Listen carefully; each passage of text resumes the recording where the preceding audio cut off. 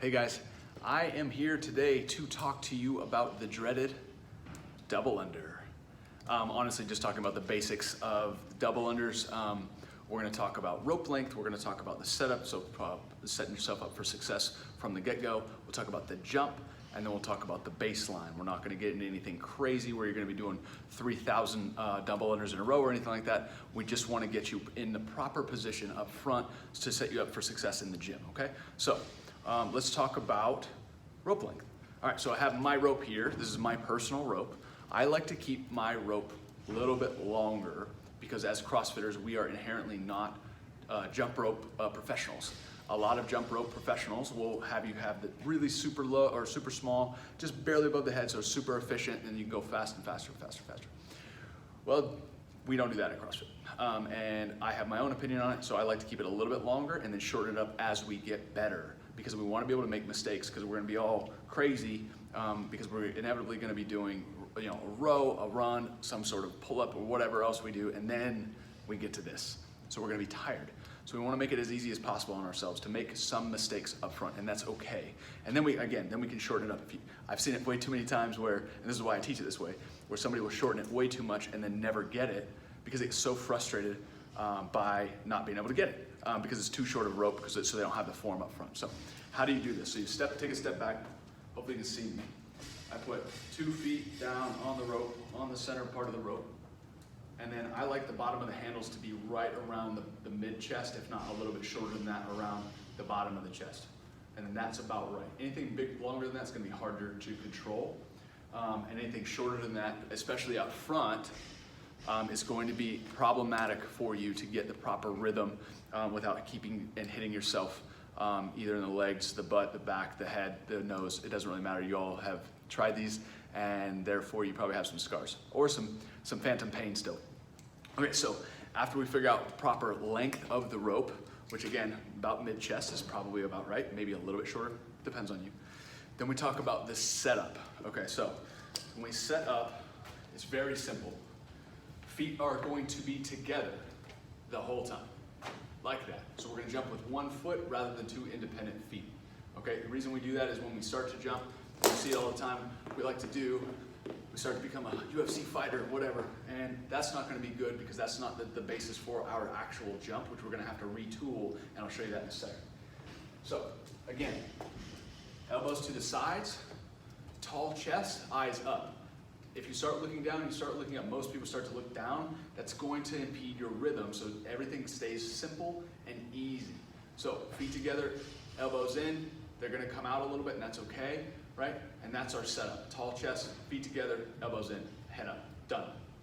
Cool? All right, next, most importantly, the most important thing is the jump.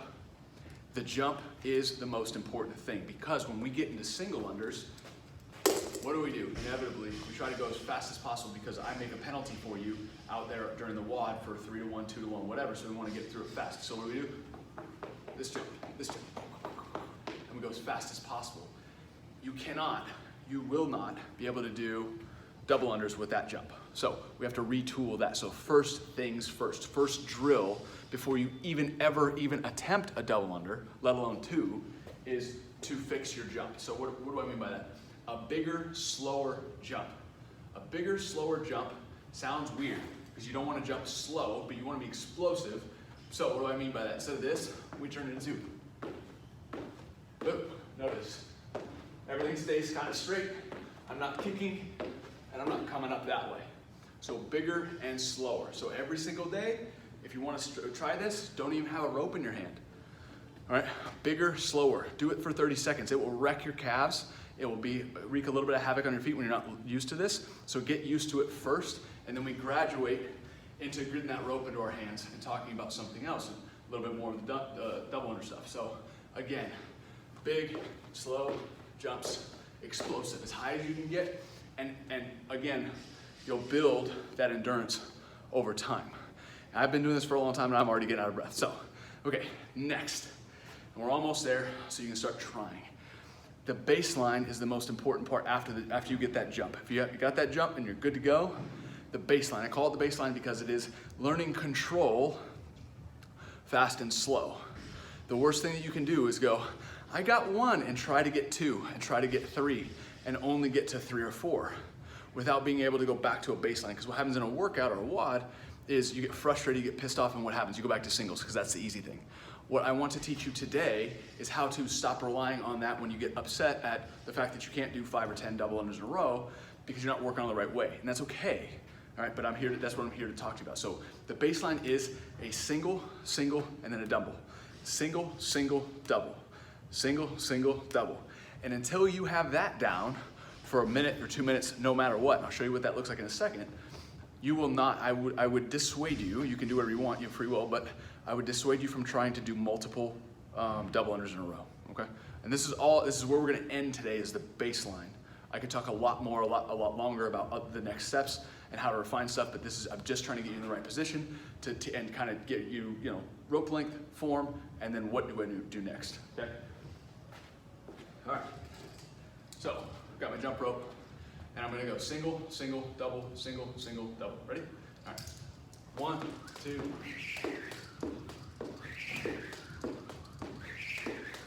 Notice, I'm not going fast. And with the double under itself, all it is, once you have that jump down, it's just this. It's not this, it's just a boop, boop, boop, just like that. And it's really, really simple once you get that jump down. When people get in a hurry and they go real fast like that, then they get really frustrated because A, you're not learning endurance over time. You're not learning consistency over time, which is the most important thing, because you ultimately want to be able to do 30, 40, 50, 60 of these in a row so you can start killing it in the watts. Doing 2 with crap form is not going to help you in the long term. So single, single, double, single, single, double. If that becomes an issue and you're having trouble with the rhythm, the only other thing that I would say up front to learn or to try is that big jump, but you tap on the side, call it a dolphin jump or something like that. Really, just like that. So combine that jump with the tap is going to allow you to remember and get more consistent with the double unders in the wrists. I hope that helped a lot. I will definitely have more advanced videos coming out about double unders, but this is the basics, the absolute basics. So if you have questions about that, we can help you with rope length. I can watch you. You can send videos. I don't care. Anyways, I hope this helped, and we'll see you at the gym. All right, bye.